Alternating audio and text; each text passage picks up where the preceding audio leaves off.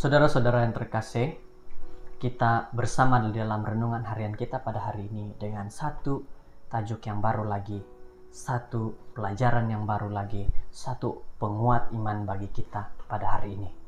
Mari kita sama-sama berdoa.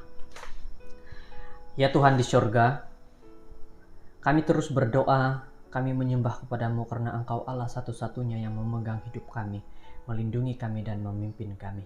Terima kasih Tuhan, karena Engkau sudah menyertai kami untuk mendengar firman-Mu ini. Persiapkan hati pikiran kami, agar dapat memahami dan menerima dengan baik. Di dalam nama Tuhan, kami berdoa. Amin. Saudara-saudara, firman Tuhan kita pada waktu ini berjudul Pertumbuhan Biji. Dan ayat renungan di dalam Yohanes 12 ayat 23 hingga 25. Telah tiba saatnya anak manusia dimuliakan. Aku berkata kepadamu, sesungguhnya jikalau biji gandum tidak jatuh ke dalam tanah dan mati, ia tetap satu biji saja. Tetapi jika ia mati, ia akan menghasilkan banyak buah. Barang siapa mencintai nyawanya, ia akan kehilangan nyawanya. Tetapi barang siapa tidak mencintai nyawanya, di dunia ini ia akan memelihara untuk hidup yang kekal. Satu ayat yang sangat baik bagi kita hari ini.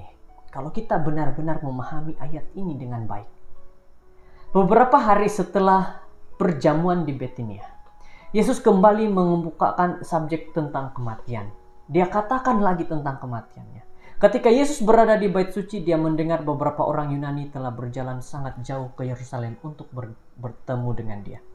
Tidak diragui lagi, mereka telah mendengar tentang banyak mukjizat dan ajarannya yang sangat hebat. Maka mereka ingin melihat sendiri orang yang luar biasa ini. Nah, sama seperti ayat yang sudah kita dengar dan kita baca tadi. Kalau biji, gandum itu tidak mati di tanah dan bertumbuh, maka dia tetap satu saja. Tetapi kalau kita mengerti benar-benar dan faham benar-benar, biji gandum yang mati di tanah sebenarnya dia biji itu bertunas dan tumbuh banyak. Itu maksudnya. Jadi sudah tentu orang-orang asing ini mengharapkan seperti orang-orang Majus semasa kelahirannya, bahwa Yesus akan dihormati oleh rekan-rekan senegerinya, bahwa Yesus dengan pandangan lebih jelas tentang masa depan, memahami bahwa telah tiba saatnya anak manusia ini dimuliakan. Pemuliaan ini tidak akan datang dengan mahkota emas, tetapi dengan mahkota duri.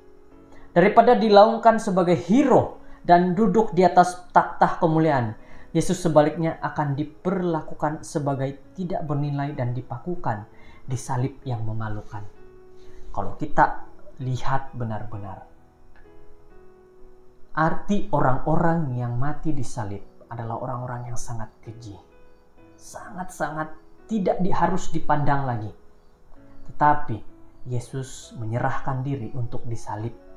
Sebenarnya itu bukan satu kekejian, tapi satu kebanggaan sehingga bangsa sekarang ini datang kepada Yesus, berserah kepada Yesus. Karena saat Yesus mati di kayu salib, keselamatan dia sudah berikan.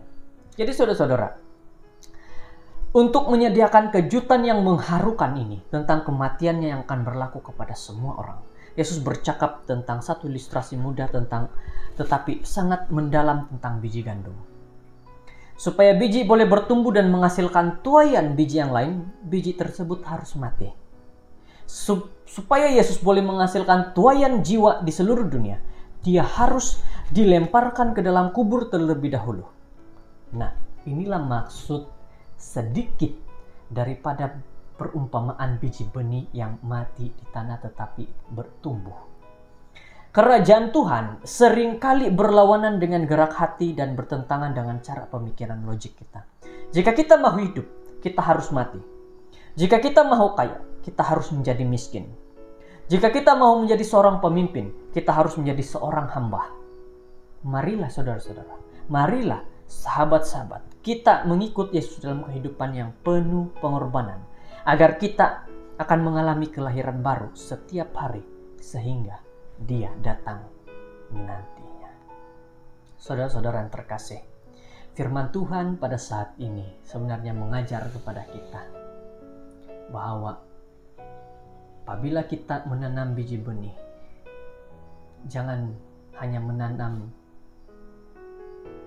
di tempat yang tidak sesuai. Tanamlah di tempat yang sesuai. Saya percaya di semua tempat itu sesuai. Tetapi saudara-saudara, seperti yang Yesus lakukan, Dia katakan bahwa biji benih itu akan menghasilkan buah ataupun biji yang akan banyak. Jadi pada saat ini, saudara-saudara yang terkasih, mari biarlah biji benih yang kita buang ke tanah, ke tempat tanah yang di mana saja tanah itu, maka itu akan bertumbuh dan berbuah lagi menjadi biji benih yang lain. Terima kasih, Tuhan memberkati. Ya Tuhan di surga, terima kasih firman Tuhan yang baik saat ini menegur kami, memperingatkan kepada kami bagaimana Yesus mau Injilnya sentiasa bertumbuh di seluruh dunia. Terima kasih Tuhan memperingatkan kepada kami menjadi seperti biji benih yang dibuang di tanah dan bertumbuh menjadi banyak lagi. Terima kasih Tuhan, terima kasih atas segala-galanya. Di dalam nama Yesus kami berdoa, amin.